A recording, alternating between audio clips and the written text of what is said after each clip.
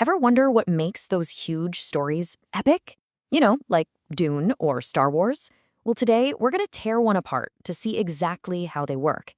And the really cool part, we're deconstructing a story that doesn't even exist. We're going to dive deep into a fictional space opera called, and you got to bear with me on this name, Qhiyarra no Tarraqhavvezz, to see how these massive sagas get built from the ground up. So, to really get a feel for this universe, let's just jump right in with a line from its prologue. This tells you immediately, hey, we're not just dealing with physics here. We're in a world run by something much, much bigger. This isn't just a story about planets and stars. Nope. This is a story about destiny itself. So, what's this whole saga really about? To understand it, we first have to get a handle on the forces and the families that are pulling all the strings in this universe, starting with the very fabric of its reality. Okay, so in the world of Arcana, everything, and I mean everything, is governed by this concept called the thread. It's way more than just fate. Imagine it's like a giant cosmic tapestry, right? Every single soul, every family, every romance is already a pre-woven part of that design. This idea is the spiritual bedrock for the entire universe. And right at the heart of this world of threads is one family, the noble house Tarraqhavvezz. And they aren't just powerful, no way. Their very bloodline is said to carry the fire of creation, which gives them the ability to literally shape the future, or, if things go wrong, shatter entire empires. So yeah, the stakes are already incredibly high. And this is where we meet our two central characters and the core conflict of the story. On one side, we have Qhiyarra, let's just call him Jaru, the child of the Stormfire. And on the other, Pippi Halalawagia, who is described as being of gentle flame. Their threads become intertwined, completely against all tradition, and that sets up this classic, incredible clash of personalities and destinies. So the whole saga is just driven by these massive tensions. You've got this forbidden love story up against dynastic jealousy and cosmic destiny slamming into rigid tradition. And the kicker? It all hinges on vows and prophecies that were made generations and generations ago. Okay, so we've got the plot, the characters, and the sky-high stakes. But a true space opera needs an epic sound, right? So let's move on and see how music is used to build this world and tell the story on a whole other emotional level. Check this out. This timeline shows how the main theme, Threads Among the Stars, basically tells the entire story in miniature. In just over 2 minutes, the music takes us from this hopeful, beautiful opening through the rise of the noble houses, you hear Peppy's theme, then bam, the rivals show up. It all builds to that moment where their destinies intertwine. It's the entire plot told just through sound. So cool. So let's break that down. Our main guy, Jaru, and his whole family, they're represented by this really powerful musical signature. It's played on French horns, so it sounds heroic, bold, and super regal.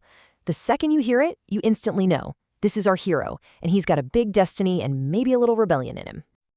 And then, in perfect contrast to those big, powerful horns, we have Peppy's motif. The music just completely shifts. It becomes this airy, gentle theme played on a solo flute. It's not about power or rebellion at all. It's about a soft, calming presence that's destined to meet that stormfire. Of course, no story is complete without some conflict, and the music creates this by introducing a rival motif.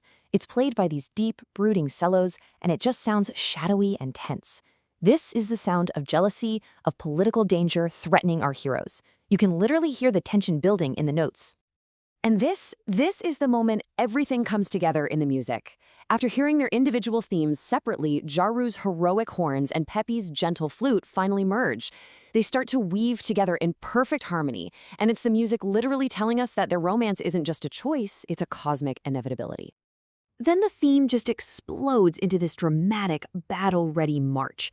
The drums get heavier, the brass is just blasting out that Tarraqhavvezz motif, and you get a full choir chanting in the world's fictional language.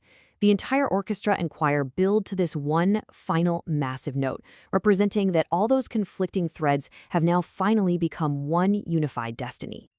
So we've got the story, we've got the sound, but what actually makes this a space opera, especially if it's all set on one world? Well, to answer that, we need to look at the formula, the recipe behind the genre itself.